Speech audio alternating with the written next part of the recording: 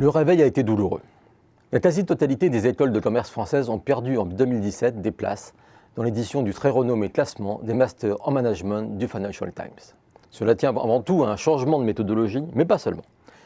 La baisse est quasi générale. Si le master in management d'HEC reste au second, celui de l'ESSEC passe de la 3e à la 5e place, le SCP Europe de la 4e à la 6e, et le Lyon de la 26e à la 27e. Et en fait, seul Cambridge Business School progresse, quand la moitié des business schools britanniques font le chemin inverse. Oh, mais tout n'a pas changé en un an. Chouchou du classement britannique depuis de nombreuses années, les business schools françaises n'ont pas démérité si brutalement. C'est plutôt que le Financial Times a choisi des critères qui profitent plutôt aux Britanniques. En mettant par exemple en avant la progression des rémunérations sur 3 ans, plutôt que la rémunération immédiate.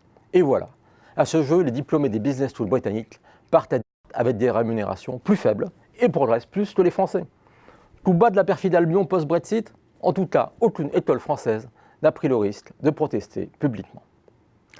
Mais ce recul n'est-il vraiment dû qu'à un changement d'indicateur? Beaucoup craignent qu'il ne soit inscrit dans une certaine logique. Sur ce même canal, l'ancien directeur d'HEC, Bernard Manansou, a lancé un cri d'alarme il y a quelques mois. Lâchées par leur chambre de commerce et d'industrie, les écoles de management françaises vont avoir de plus en plus de mal à rester dans la course.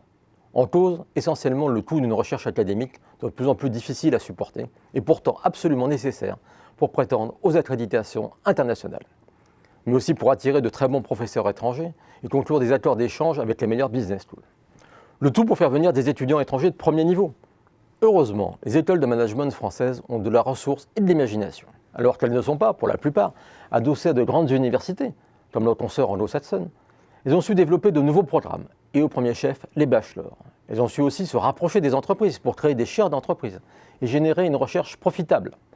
Le modèle étant l'EDEC, dont les indicateurs financiers génèrent chaque année 11 millions d'euros de revenus, en étant utilisés dans près de 30 milliards d'euros de transactions.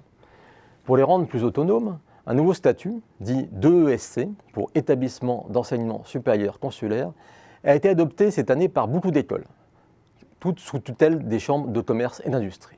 Et oui, peu à peu, les écoles de management françaises deviennent des entreprises comme les autres pour continuer à se battre sur un marché mondial de plus en plus compétitif.